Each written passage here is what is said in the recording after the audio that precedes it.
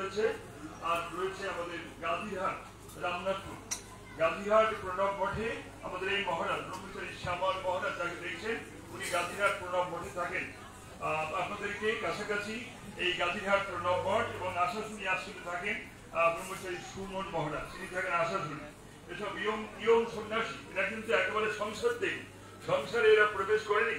এসব উচ্চ শিক্ষিত ছেলে একেবারে ছাত্র জীবন থেকে সংসার ত্যাগ করে দেশের জন্য, জাতির জন্য, সমাজের জন্য আত্মোৎসর্গ করেছে। আর আমার পিছনে একজন আছেন ব্রহ্মচারী বলরাম মহারাজ, উনি নওগাঁ থাকেন, উত্তরবঙ্গ নওগাঁ।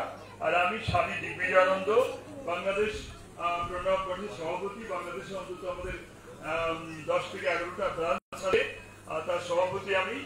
তো সাতক্ষীরা অঞ্চলে আমি প্রতি বছর হয়তো সামান্য সময় নিয়ে আসতে পারি, বেশি সময় না, কারণ আমাকে কখনো চট্টগ্রাম, কখনো ময়মনসিংহ, কখনো ওদিকে বরিশাল, বাংলাদেশ আমাকে ঘুরতে হয়। তো আজ আপনাদের এখানে আসতে পেরে আমি খুশি হয়েছি এবং এত সুন্দর একটা মন্দির দেখে খুশি হয়েছি। আর মন্দিরের পরিকল্পনা দেখে আমার খুব ভালো লেগেছে, যেহেতু আপনারা এখানে যাতে লোক বসতে পারে সেরকম একটা ব্যবস্থা করেছে। এটা অত্যাধুনিক প্রযুক্তি। এখনকার যেসব মন্দির করা হবে এরকম করতে হবে যে মন্দিরের সামনে হল থাকবে যেখানে মানুষ বসতে পারে। কেননা আগে দেখা গেছে মন্দিরগুলো হতো কেমন, শুধু উপরে উপরে হতো, মানে শুধু পুরোহিত ছাড়া আর কেউ বসতে পারতো না, এমন একটা সময় ছিল। কারণ তখন মন্দিরে ঢুকতে দেওয়া হতো না, মানুষকে মন্দিরে ঢুকতে দেওয়া হতো না, বলতো তোমরা বাড়ির থেকে প্রণাম করো। এই কারণে মন্দিরগুলো সব উঁচু, মন্দিরে বসার জায়গা ছিল না। কিন্তু অত্যাধুনিক যুগে, এখনকার যুগের সবচেয়ে বড় প্রয়োজন আমাদের হিন্দুদের মধ্যে মিলন, একতা, ঐক্য। যে কোনো অনুষ্ঠান উপলক্ষে আমরা একত্রিত হব। একটু আগে আমাদের দেবকৃষ্ণ বাবু একটা শ্লোকের কথা শুধু উচ্চারণ করেছিলেন, চাতুর্বর্ণন মায়া সৃষ্টম গুণ কর্ম বিভাগস। তো উনি সেটা বলতে চাইছিলেন, আর সময়ের অভাবে আমাদের উপর ছেড়ে দিয়েছে। তো আমি ওই কথাটা দিয়ে শুরু করি।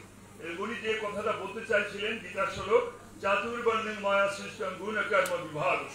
তার মানে ভগবান 4টে বর্ণ সৃষ্টি করেছেন। এই জাতিভেদ কিন্তু ভগবান সৃষ্টি করেননি, এটা আপনারা ভালো করে মনে করুন।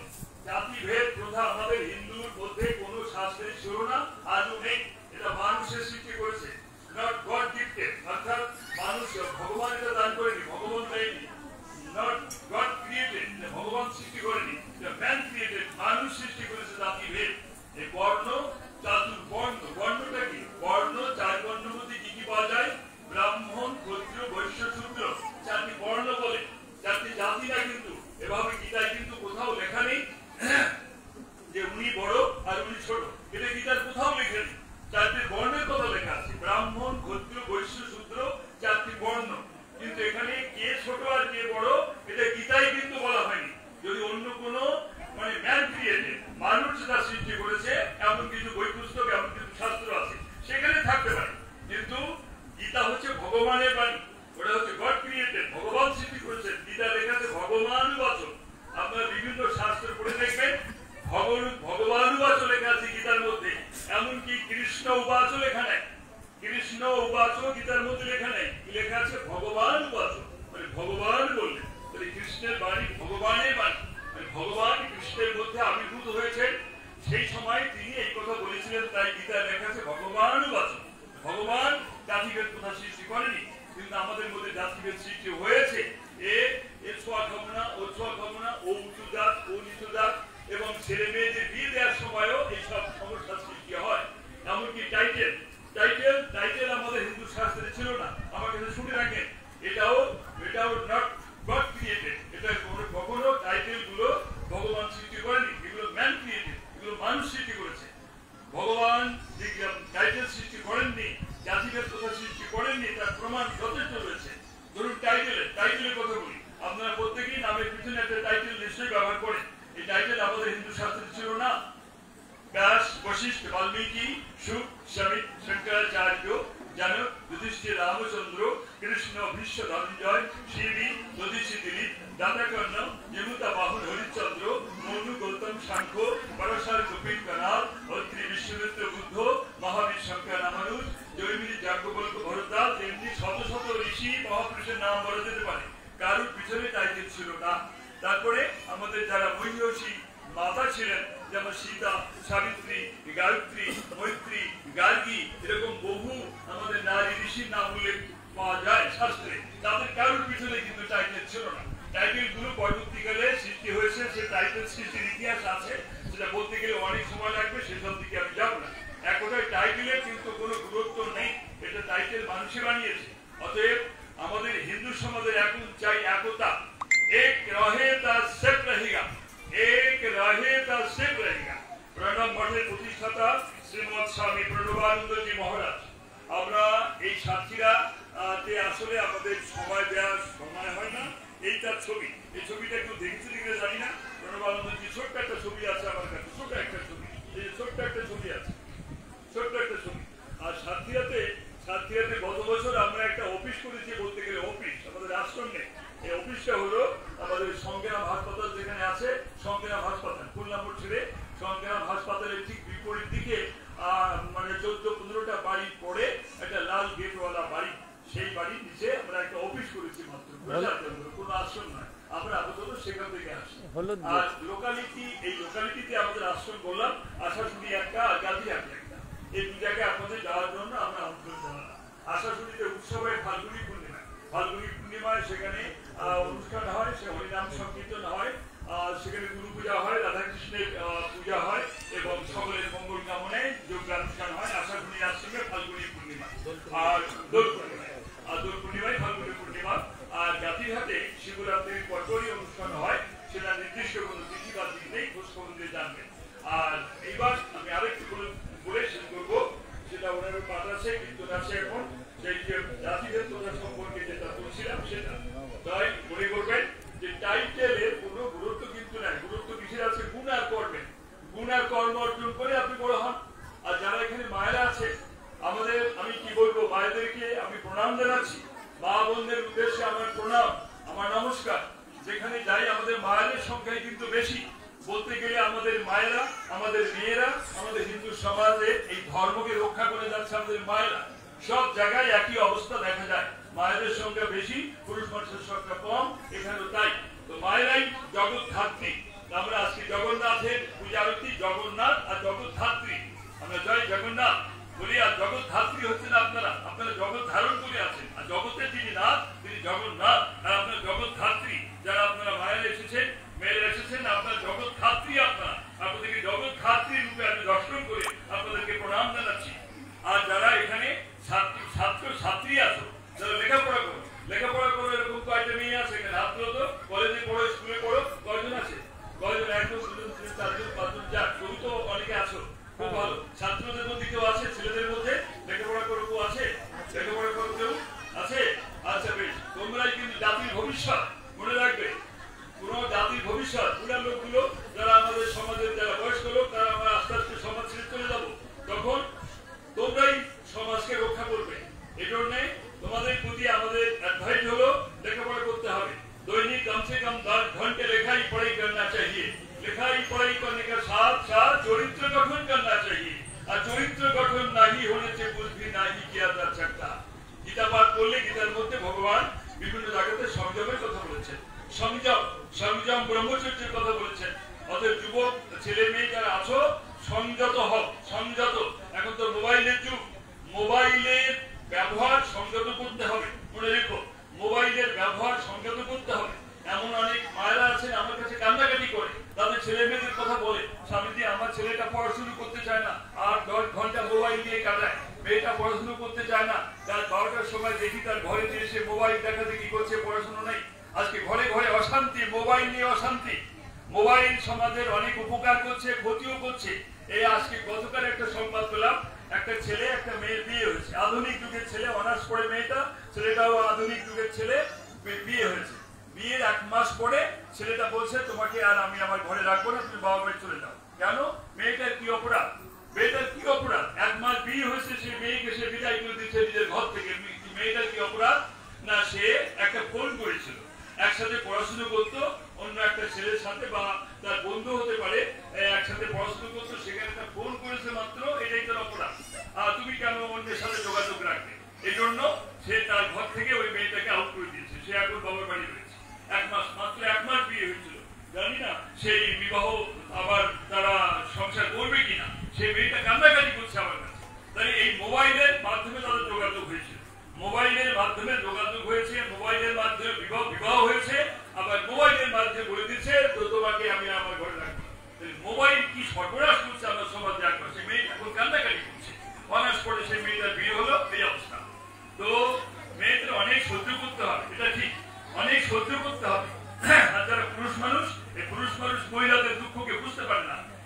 কারণে সেটা মহিলাদের কষ্টকে বুঝতে পারে না।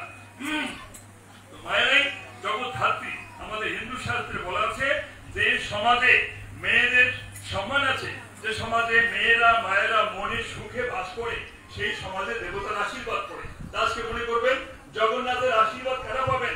যে বাড়িতে যে পরিবারে মেয়েরা মায়েরা মনে সুখে বাস করে সেই পরিবারে জগন্নাথের আশীর্বাদ পাবে। আর যে পরিবারে মেয়েরা মনে কষ্টে বাস করে, যে পরিবারে মেয়েরা মনে সুখে বাস করে সেই পরিবারে সেই পরিবারে আস্তে আস্তে ধ্বংসের দিকে চলে যায়। এটা মনে রাখবেন। মেয়েদেরকে সম্মান করবেন, মায়েদেরকে সম্মান করবেন। পণ প্রথা দূর করতে হবে। পণ প্রথা, গৌরাঙ্গ মহাপ্রভুকে আমরা সম্মান করি। এখানেই গৌরাঙ্গ মহাপ্রভুর ছবি আছে। গৌরাঙ্গ মহাপ্রভুর আগের নাম ছিল আপনারা জানেন তো নিমাই। নিমাইয়ের কিন্তু দুইবার বিয়ে হয়েছিল, এটা অনেকে জানে। তার নিমাইয়ের প্রথম স্ত্রী ছিলেন লক্ষ্মী দেবী। লক্ষ্মী তারপর পরে বিষ্ণুপ্রিয়া। লক্ষ্মীকে যখন বিয়ে করেন সেই বিয়ের ঘটনা থেকে শুনে লক্ষ্মীর সাথে যখন বিবাহের সম্বন্ধ হয়, নিমাইয়ের মার নাম ছিল শচী মাতা। শচী মাতা লক্ষ্মীর বাবা সাথে বনমালী ঘটককে পাঠিয়েছিল বল্লভাচার্য। লক্ষ্মী বাবার নাম বল্লভাচার্যের কাছে বনমালী ঘটক গিয়েছে বল্লভাচার্যের মেয়ে লক্ষ্মীর সাথে নিমাইয়ের বিবাহ সম্বন্ধ করতে। এক ভক্ত বলছে ভগবানের কন্যা মাত্র জীব পঞ্চ হরিত গিরিয়া, কন্যা মাত্র জীব পঞ্চ হরিত গিরিয়া। গৌরাঙ্গ মহাপ্রভু নিমাই যখন বিয়ে করলেন লক্ষ্মীকে, কি পেয়েছিলেন? 5টা হরিতকি। 5টা হরিতকির বিনিময়ে তিনি লক্ষ্মীকে বিয়ে করেছিলেন। কোন পরের টাকা দাবি করেননি। এটা মনে রাখবেন। সেই গৌরাঙ্গ মহাপ্রভুকে যারা আমরা শ্রদ্ধা করি, গৌরাঙ্গ মহাপ্রভুকে যারা আমরা ভালোবাসি, গৌরাঙ্গ মহাপ্রভুর আদর্শ গ্রহণ করতে হবে। অর্থাৎ আমরা কন্যার বিয়ে যখন হবে, যারা পুত্রপক্ষ যারা টাকা পয়সা দাবি করবে না, কন্যার পিতা মাতা যা খুশি হয়ে যায় সেটুকু গ্রহণ করবে। আর আমি সব কথা কেন বলছি? কারণ আমরা এমন কোন সন্ন্যাসী নয় যে আমরা পাহাড়ে জঙ্গলে বাস করি না, আমরা সমাজে বাস করি। আমরা মানুষের ঘরে ঘরে যাই, মানুষের বাড়ি বাড়ি যাই, যেখানে ঘরে ঘরে অশান্তি, ঘরে ঘরে যেখানে বিবাহ বিচ্ছেদ শুরু হয়েছে হিন্দু সমাজে, ঘরে ঘরে বিবাহ বিচ্ছেদ, আজকে বিয়ে হচ্ছে তো কালকে আর টিকছে না। এই সমাজ আমাদের এখন দেখুন কোন দিকে। সেই জন্য আমরা চাই যেখানে কীর্তনের পাশাপাশি সমাজ নিয়ে ধর্ম নিয়ে কিছু আলোচনা হোক। সবার কীর্তনের পাশাপাশি ধর্ম নিয়ে সমাজ নিয়ে আলোচনা হোক। গীতা পাঠের ব্যবস্থা করা হোক। গীতার মধ্যে কোনো অলৌকিক, গীতার মধ্যে কোনো গল্প লেখা নেই, গীতার মধ্যে বাস্তবিক ঘটনাগুলো রয়েছে। এই জন্য গীতাকে আমরা সর্বশাস্ত্রের সার করি। গীতার মাধ্যমে আমরা জাতিভেদ প্রথা দূর করতে পারি। জাতিভেদ প্রথা আমরা দূর করতে পারি গীতার মাধ্যমে। যেহেতু গীতাতে জাতিভেদ প্রথা নেই, বর্ণ বিভাগ, ব্রাহ্মণ ক্ষত্রিয় বৈশ্য সূত্র ব্রাহ্মণ কারা হবে? যারা পূজা অর্চনা করবেন তারা ব্রাহ্মণ হতে পারবে। ব্রাহ্মণ কিন্তু হওয়া যায়, ব্রাহ্মণ হওয়া যায়। ব্রাহ্মণের ছেলে হলেই সে ব্রাহ্মণ হবে এটা কিন্তু গীতায় লেখা নেই। ধরুন ডাক্তারের ছেলে সে মেডিকেল সায়েন্স কোনদিন পড়েনি, কিন্তু তার বাবা কিন্তু খুব ভালো ডাক্তার। বাবা খুব ভালো ডাক্তার, মেডিকেল সায়েন্স পড়েছে বা এমবিবিএস পাস করেছে বা কোনো বিশেষ স্পেশালিস্ট করেছে। এমন একটা ডাক্তারের ছেলে কোনদিন ডাক্তারি পড়েনি। ধরুন সে ডাক্তারের ছেলে বটে, কিন্তু সে মেডিকেল সায়েন্স কোনদিন পড়েনি। তাকে কি ডাক্তার বলা যাবে? যাবে না। ঠিক তদ্রুপ ব্রহ্মকে তিনি জেনেছেন তিনি ব্রাহ্মণ। একজন ব্রাহ্মণের ছেলে যদি সেই ব্রহ্মতত্ত্ব অর্জন না করে, ব্রাহ্মণের ছেলে যদি গাঁজা খায়, মদ খায়, অসৎ কাজ করে বেড়ায়, ব্রাহ্মণের ছেলে যদি গীতা পাঠ না জানে, ব্রাহ্মণের ছেলে যদি বেদ না জানে, সে ব্রাহ্মণ কি করে হবে? অতএব ব্রাহ্মণ হওয়া যায়। ইউ মে বি এ ব্রাহ্মণ। আপনি ব্রাহ্মণের গুণ অর্জন করুন। গীতা লেখা আছে ব্রাহ্মণের গুণ, অষ্টাদশে লেখা আছে সম দম স্তপঃ শৌচম শান্তি রাজ্যমেব চ জ্ঞানম বিজ্ঞানম আস্তিক্যম ব্রহ্ম কর্ম স্বভাবজম। ব্রাহ্মণ হতে গেলে কতগুলো জ্ঞান অর্জন করতে হবে। সম মানে মনের সংযম। মনে একরকম আর বাইরে একরকম বলবেন তা হবে না। মনে মুখে এক হতে হবে, মনের সংযম। সম দম মানে ইন্দ্রিয় সংযম, কাম ক্রোধ লোভ মদ মোহ মাৎসর্য এগুলোকে সংযত করতে হবে। সম দম স্তপঃ ব্রাহ্মণকে সাধনা করতে হবে, সদ্গুরুর কাছে দীক্ষা গ্রহণ করতে হবে, সাধনা করতে হবে, তপস্যা করতে হবে, গুরু নাম জপ ধ্যান করতে হবে। সম দম স্তপঃ শৌচম মানে পবিত্রতা, ভিতরে বাইরের পবিত্রতা। ভিতরের পবিত্রতা তো বুঝতে পারছেন, প্রস্রাব করে জল নেওয়া এবং শারীরিক পবিত্রতা রক্ষা করা, বাইরের পবিত্রতা রক্ষা করা, এই যে শৌচম পবিত্রতা। ব্রাহ্মণের এই পবিত্রতা গুণ থাকতে হবে। এবং সম দম শৌচম শান্তি রাজ্যবম, ক্ষমা এবং সরলতা। শান্তি রাজ্যবম এই বছর জ্ঞানম, তার শাস্ত্রীয় জ্ঞান থাকতে হবে। বিজ্ঞানম আধ্যাত্মিক জ্ঞান থাকতে হবে, শাস্ত্রীয় জ্ঞান থাকতে হবে, আধ্যাত্মিক জ্ঞান থাকতে হবে এবং ভগবানের বিশ্বাস থাকতে হবে। এরকম 9টা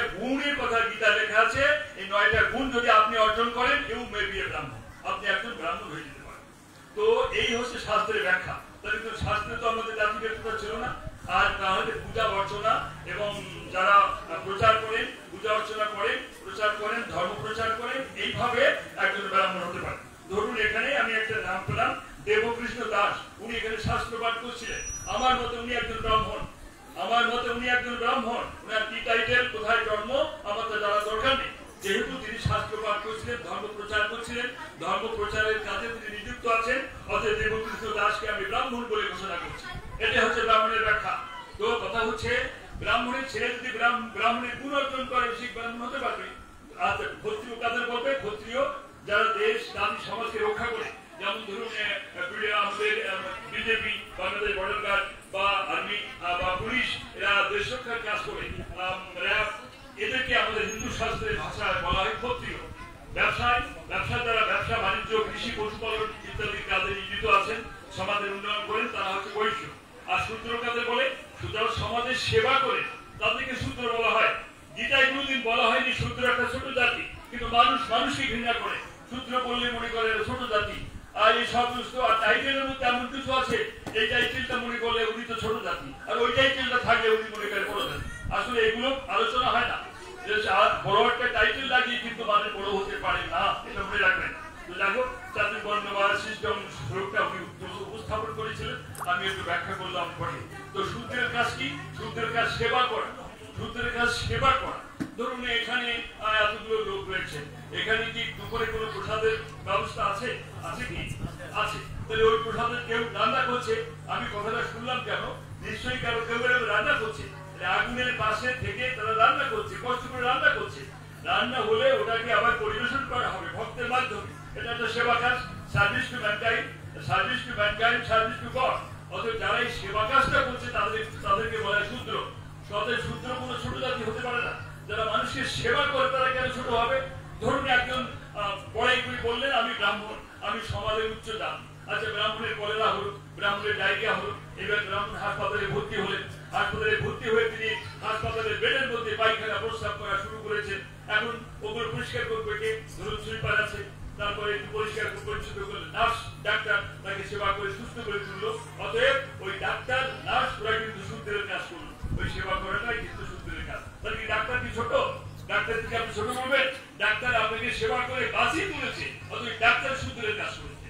তাহলে ব্রাহ্মণ, বৈশ্য, ক্ষত্রিয়, শূদ্র, এই যে চারটে বর্ণ, চারটে জাতি না, চারটে বর্ণ বিভাগ, মানে ডিভিশন অফ লেবার, কাজ অনুযায়ী চারটি ভাগ করা হয়েছে।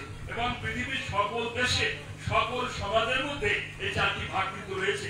অতএব আমি অনুরোধ করবো এই জাতিভেদ কথা আপনারা ভুলে যাবেন। যখন আপনারা মেয়ে বিয়ে দেবেন, ছেলে বিয়ে দেবেন, ধরুন আপনি ছেলে বিয়ে দেবেন, আপনার একটা বৌমা আনতে হবে, আপনার ঘরে একটা বৌমা আনবেন। বেশ, আপনি সমাজে খোঁজ খবর নিয়ে ভালো পরিবার থেকে আপনার পছন্দ মতো একটা মেয়েকে আপনার ঘরে নিয়ে আসুন। ওই মেয়েটার গুণ দেখবেন, ওই মেয়ের টাইটেল দেখতে যাবেন না, ওই মেয়ের গুণ দেখবেন। এইবার ধরুন আপনার একটা মেয়ে বিয়ে দেবেন, আপনার ছেলে দরকার। অতএব ভালো সমাজ দেখে, আপনার গুণ আর কর্ম দেখে বিদ্যান কিনা আপনি সেই ছেলেটাকে আপনার মেয়ের সাথে সম্বন্ধ করতে পারেন। এক কথায় যোগ্য হিন্দু ছেলের সাথে যোগ্য হিন্দুর মেয়ে বিয়ে হতে পারে। এটাই হচ্ছে আধুনিক চিন্তা ভাবনা, আধুনিক চিন্তা ভাবনা। এবং ভগবান শ্রীকৃষ্ণের জীবনে আমরা দেখতে পাই তিনি জাম্বুবতী নামে এক মহিলাকে বিবাহ করেছিলেন। জাম্বুবতী ছিল অনার্য ঘরের কন্যা। তখনকার যুগে অনার্য কাদের বলা হতো? আর্য আর অনার্য। হিন্দু শব্দটা পরে এসেছে। আমাদের আগের শব্দ ছিল, আমাদের পূর্বপুরুষের নাম ছিল আর্য। আর্য মানে ভদ্র, আর অনার্য মানে অভদ্র। ভগবান শ্রীকৃষ্ণ কিন্তু অনার্য ঘরের এক কন্যা জাম্বুবতীকে বিয়ে করেছিলেন। তাই সেই যুগে ভগবান শ্রীকৃষ্ণ জাতিভেদ কথা মানেননি। মানলে তিনি তো অনার্য ঘরের কন্যাকে বিবাহ করতেন না, বলতে ও ছোট ঘরের মেয়েও আমাকে বিয়ে করবো না। কিন্তু ভগবান শ্রীকৃষ্ণ কিন্তু তা বলেননি, তিনি অনার্য ঘরের কন্যা জাম্বুবতীকে বিয়ে করেছিলেন। এখন আমরা বলতে চাই হিন্দু ছেলের সাথে যোগ্য হিন্দু ছেলের সাথে যোগ্য হিন্দুর মেয়ের বিয়ে আপনারা দিতে পারেন। আর কন্যার বিবাহে পুত্রপক্ষ টাকা পয়সা দাবি করবেন না। তাহলে গৌরাঙ্গ মহাপ্রভু কষ্ট পাবেন। কেন কষ্ট পাবেন? তিনি তো দাবি করেননি, তিনি মাত্র 5টা হরিতকি নিয়ে তিনি বিবাহ করেছিলেন। তো মেয়ের বাবা খুশি হয়ে যা দেয় সেটুকু নিতে পারে। যাক, জাতিভেদ কথা সমাজ সম্পর্কে একটু বলা হলো। আর সৎ গুরুর আশ্রয়, সৎ গুরু ছাড়া গোবিন্দ লাভ হবে না। গুরু গোবিন্দ খাড়া হয় কৃষ্ণ লাগু পাই, বলিহারি গুরুদেব কি গোবিন্দ দিখায়। গুরু আর গোবিন্দ পাশাপাশি দণ্ডায়মান হয়েছেন। আপনি কাকে আগে প্রণাম করবেন? শাস্ত্র বলছেন না গুরুরধিকম তত্ত্ব, না গুরুরধিকম তপঃ, তত্ত্ব জ্ঞানাৎ পরম নাস্তি, তস্मै শ্রী গুরবে নমঃ। মানে গুরু তত্ত্বের উপর তত্ত্ব নেই, গুরু সেবার উপরে তপস্যা নেই, আর গুরু তত্ত্ব জ্ঞান হতে অন্য কোনো জ্ঞান নেই। ভগবান শ্রীকৃষ্ণ কিন্তু গৃহে গিয়েছিলেন, ভগবান শ্রীকৃষ্ণ মাত্র 10 বছর 8 মাস ছিলেন বৃন্দাবনে, মাত্র 10 বছর 8 মাসে একটা শিশু বৃন্দাবনে ছিলেন। এই জন্য কৃষ্ণের সাথে মানে মহিলাদের কোনো খারাপ সম্পর্ক ছিল না, করা হয়নি। কিন্তু সিনেমায় এবং নাটকে বিভিন্ন জায়গায় শ্রীকৃষ্ণের সাথে মহিলাদের একটা খারাপ সম্পর্ক দেখানো হয়, এটা কোনোদিন শাস্ত্রীয় সঙ্গত না। কারণ 10 বছর 8 মাসের একটা শিশু ছিলেন আর শ্রীকৃষ্ণ বৃন্দাবনে, তার সাথে মহিলাদের কোনো খারাপ সম্পর্ক হতে পারে না। যারা করে তারা পাপ করে, আর অন্য যারা এগুলো দেখে তারা কিন্তু পাপগ্রস্ত হয়। অর্থাৎ শ্রীকৃষ্ণের জীবনের বিকৃতি যেটা হয়েছে সেগুলো আমাদের বাদ দিতে হবে। 10 বছর 8 মাস শ্রীকৃষ্ণ বৃন্দাবনে থেকে তারপর তিনি মথুরায় গিয়েছিলেন, কংসকে বধ করেছিলেন। কংস বধ করার পরে কংসের পিতা উগ্রসেনকে তিনি রাজ সিংহাসনে বসিয়ে দিয়ে এবারে কৃষ্ণ কোথায় গিয়েছিলেন? কৃষ্ণ কংস বধ করার পরে কোথায় গিয়েছিলেন? কেউ কি বলতে পারেন? কেউ বলতে পারবেন? শ্রীকৃষ্ণ কংসকে বধ করার পরে কোথায় গিয়েছিলেন? অনেকেই বলে দ্বারকা, কিন্তু দ্বারকা একটু পরে। এরপরে গিয়েছিলেন গুরুর আশ্রমে, এরপরে গিয়েছিলেন গুরুর আশ্রমে, অবন্তিপুরে শান্তিপনি মুনির আশ্রমে গিয়েছিলেন। কৃষ্ণ কংসকে বধ করার পরপরই দ্বারকা যাননি। কৃষ্ণ কংসকে বধ করার পরে গিয়েছিলেন গুরুগৃহে, তার গুরুর নাম ছিল শান্তিপনি। সেখানে তিনি 10 বছর গুরু সেবা করেছেন। শ্রীকৃষ্ণের জীবনটা একবার দেখুন, শ্রীকৃষ্ণ কত বড় ত্যাগের পরিচয় দিয়েছেন। তিনি কংসকে বধ করার পরে ওই মথুরার রাজ্য কিন্তু দখল করেননি। কংস এমন এক পুত্র, নিজের পিতাকে জেলখানায় আটকে রেখে রাজ সিংহাসন দখল করছিল। তো শ্রীকৃষ্ণ কংসকে হত্যা করে নিজে তার পিতা উগ্রসেনকে জেলখানা থেকে মুক্ত করে দিয়ে মথুরার রাজ সিংহাসনে প্রতিষ্ঠা করলেন। এখানে শ্রীকৃষ্ণ কত বড় ত্যাগ স্বীকার করেছেন দেখুন, নিজের রাজ্য দখল করেননি। তারপর গিয়েছেন গুরুর আশ্রমে। শ্রীকৃষ্ণ গুরুর আশ্রমে 10 বছর সেখানে গুরু সেবা করেছেন, 10 বছর গুরুর আদেশ পালন করেছেন। তারপরে তিনি আবার মথুরায় ফিরে আসেন, তখন তার হয় 22 বছর। তখন মথুরাপুরী আক্রমণ হতে লাগলো বারবার। জরাসন্ধ কংসের শ্বশুর বারবার মথুরা আক্রমণ করতে থাকলো, অন্তত 17 বার মথুরা আক্রমণ করে। তারপরে শ্রীকৃষ্ণ দ্বারকা চলে যান এবং কয়েকদিন মাত্র কুরুক্ষেত্রে থাকেন। তারপর তার শেষ জীবন, তার বিবাহিত জীবন দ্বারকায় ফিরে যান। সংক্ষেপে শ্রীকৃষ্ণের জীবন কথা বললাম এই জন্যে যে শ্রীকৃষ্ণ কিন্তু গুরুর আদর্শকে অস্বীকার করেননি। অতএব মানে ভগবানের রাজ্যে পৌঁছাতে গেলে অবশ্যই আমাদের সদ্গুরুর কাছে দীক্ষিত হতে হবে, সদ্গুরুর আশ্রয় করতে হবে। গুরুগীতার আমাদের একটা বই আছে গুরুগীতা, সেখানে বলা হয়েছে যোগ্য ব্রত দান তপ জপ তীর্থান সেবনম গুরু তত্ত্বম অভিজ্ঞায় নিষ্ফলম মাত্র সংশয়। মানুষ যোগ্য করতে পারে, যোগ্য পূজা আরতি এটা ওটা অনেক কিছু করে, কিন্তু যদি সে গুরুতত্ত্ব না জানে, সদ্গুরুর কাছে দীক্ষা না হয়, তবে তার সব অবস্থা নিষ্ফল হয়ে যায়। অতএব সদ্গুরুর কাছে দীক্ষা করুন। যাক, সবশেষে জগন্নাথের কথা বলি। জগন্নাথ দেব, জগন্নাথ জগতের নাথ, তিনি জগন্নাথ। জগতে মাঝখানে আপনার 3টা মূর্তি দেখেন, জগন্নাথের মধ্যে দেখুন 3টা মূর্তি। মাঝখানে জগন্নাথ, একদিকে বলরাম, একদিকে সুভদ্রা। বলরাম আর সুভদ্রা কে ছিলেন? বলরাম সুভদ্রা কে ছিলেন? কে ছিল আপনারা জানেন তো? ভাই বোন বলছে, ভাই বোন ছিল। কিন্তু বসুদেবের আর এক স্ত্রী ছিল, কি নাম বলতে পারেন? কেউ জানেন? রোহিণীর পুত্র বলরাম আর সুভদ্রা।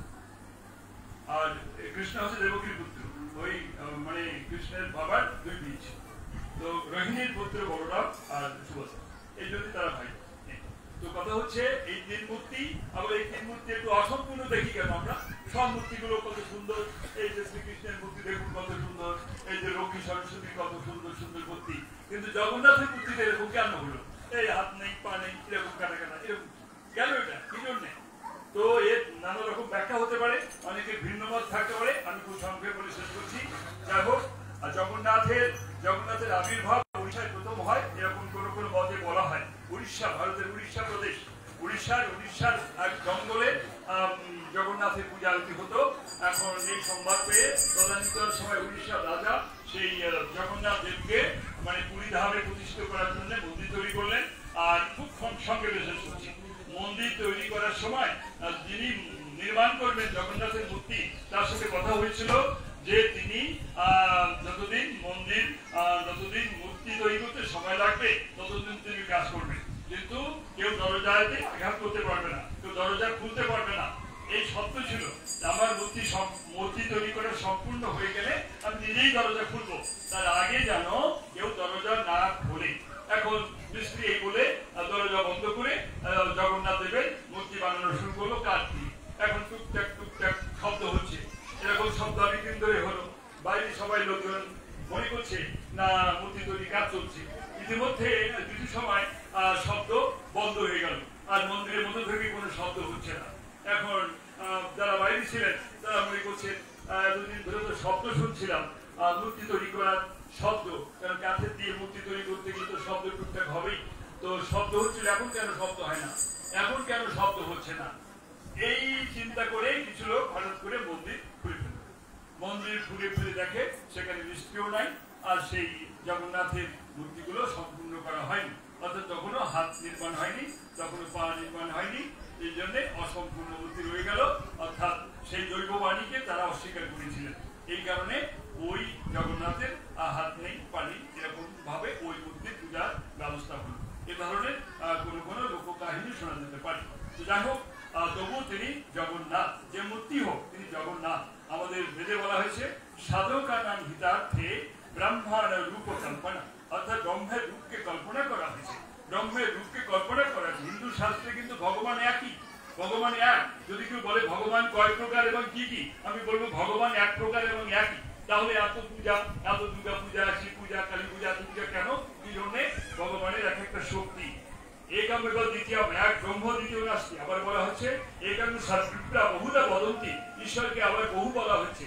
যিনি সর্বশক্তিমান, তার নাম বহু হতে পারে, তার গুণও বহু হতে পারে। যেমন 108টা নাম আছে একটা বই পাওয়া যায়, তাকে বলা হয় অষ্টোত্তর শত নাম। আবার কোথাও কোথাও বলা হচ্ছে অনন্ত কৃষ্ণের নাম অনন্ত মহিমা, নারদাদি ব্যয় দেবে দিতে নারসিমা। দেখেছেন, আবার বলা হচ্ছে অনন্ত কৃষ্ণের নাম। এইভাবে অনন্ত নাম হয়েছে আর অনন্ত মূর্তি হয়েছে। তাই বলে আমাদের হিন্দুদের সবার সাধনা কিন্তু এক জায়গায় চলে যাবে যদি ভক্তি শ্রদ্ধা থাকে। গীতার 4th অধ্যায়ের 11 নম্বর শ্লোকটা আপনারা পড়ে দেখবেন, গীতার মধ্যে কোনো হিংসার স্থান নেই। जो भक्त जिस प्रकार से मैं भजता है, मैं उनकी उसी प्रकार से भजता हूँ। हे अर्जुन, मनुष्य सभी प्रकार के मेरे मार्गों का अनुसरण करते हैं। In whatever path people worship me, I answer their prayers accordingly. In fact, all the path leads to me. ভগবান বলছেন আমাকে বিভিন্ন নামে বিভিন্ন ভাবে লোকে আমাকে ডাকতে পারে, এবং যে নামেই আমাকে ডাকুক না কেন সব নামেই আমি তার সাড়া দিয়ে থাকি, আমি তাকে আশীর্বাদ করে থাকি। এই জন্য আমাদের হিন্দু শাস্ত্রে এত মত এত পথের সৃষ্টি হয়েছে। তাই বলে মত বিরোধ যেন আপনারা না করেন।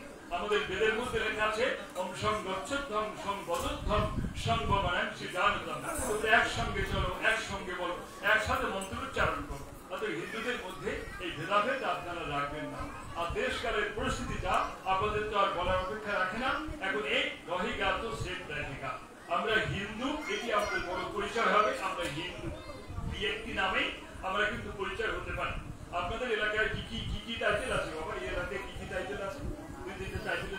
এগুলো সাধুকা আছে, পাল আছে, পরামানিক আছে। আচ্ছা, পাল ঠাকুর আছে, সাধুকা। আচ্ছা, সাধুকা কারা টাইটেল লেখেন? সাধুকা, সাধুকা কারা কারা লেখেন? আপনি একজন সাধুকা? পাড়ার অধিকাংশ সাধুকা। এই পাড়ার সাধুকা। আচ্ছা, সাধুকা কারা কারা টাইটেল লেখেন? সাধুকা হাত তোলেন তো একটু, একটু আমার কথা শুনুন। সাধুকা, সাধুকা।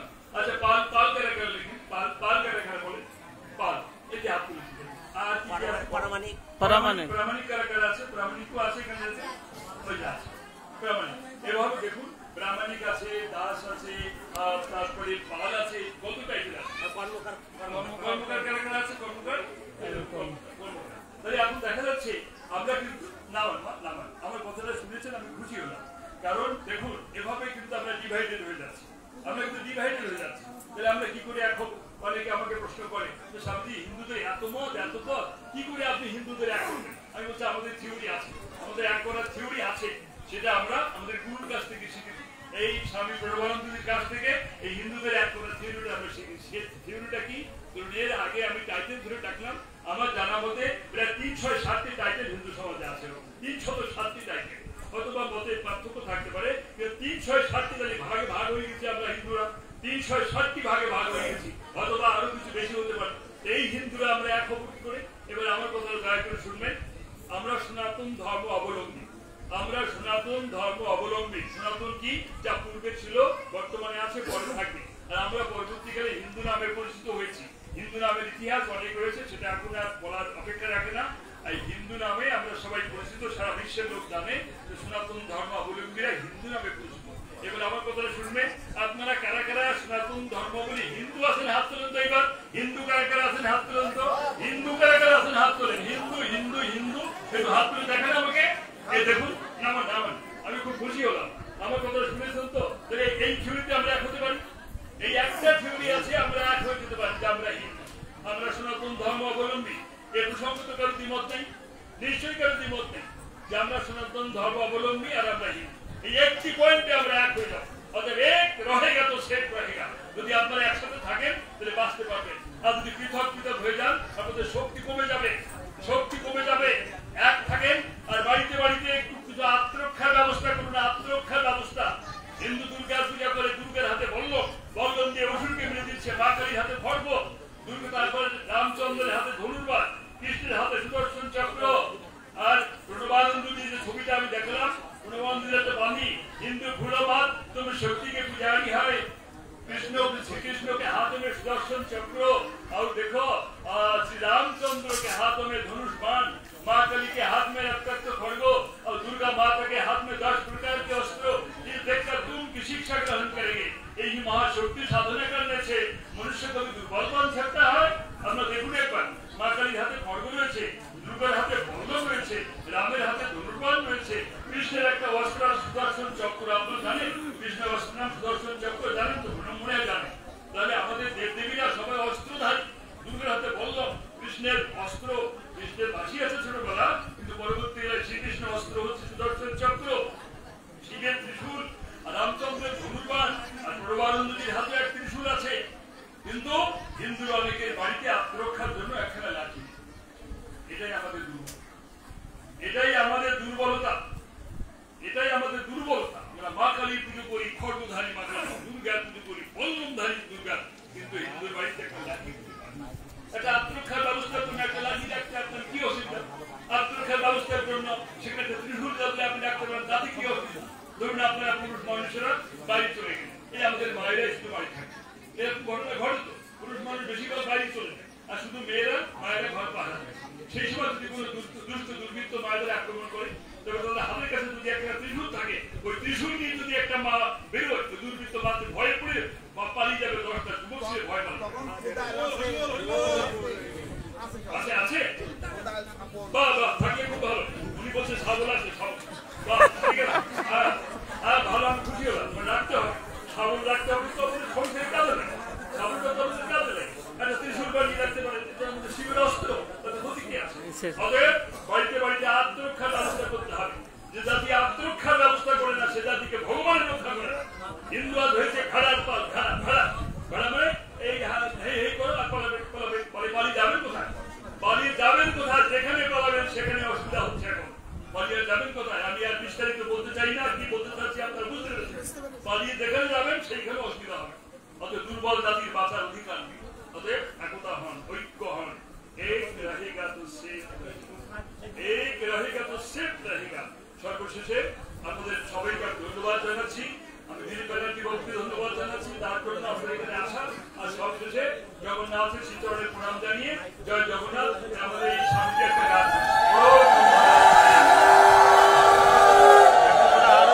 ব্যস্ত হয়ে পড়েছে।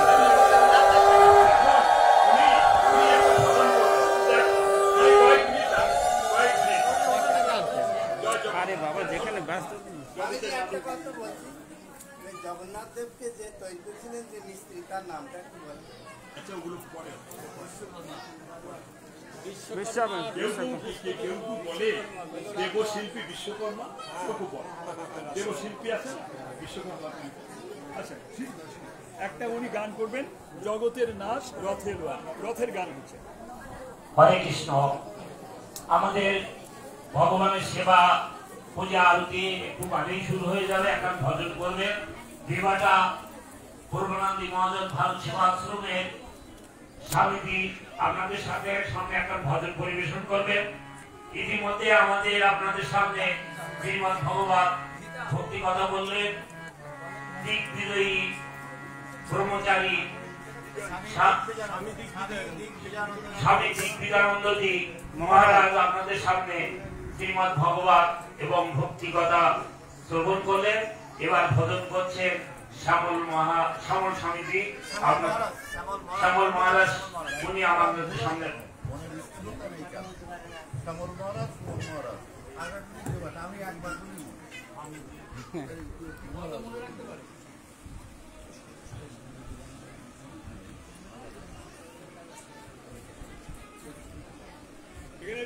দেখছিলাম যে বাংলার লোক আছে নাকি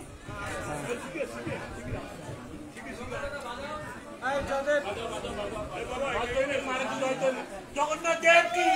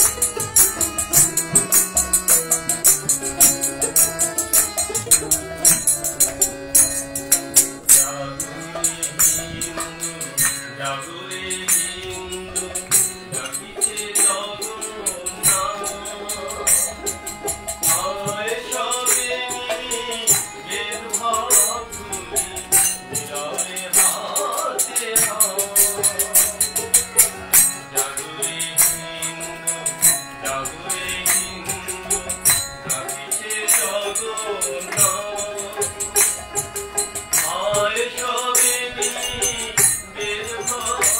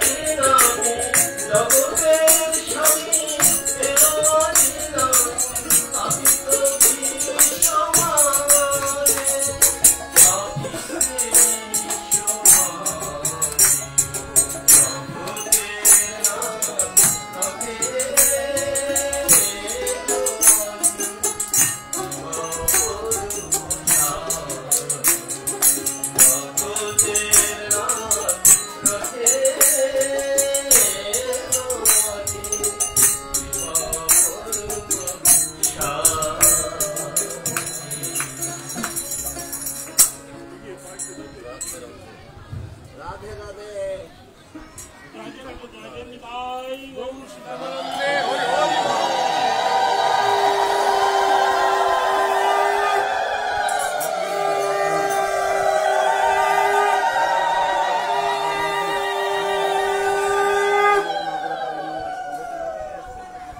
ভক্তবৃন্দ, আপনাদের অনুষ্ঠানের আরো কিছু বাকি আছে আমি শুনলাম, সেজন্য আমরা দীর্ঘায়িত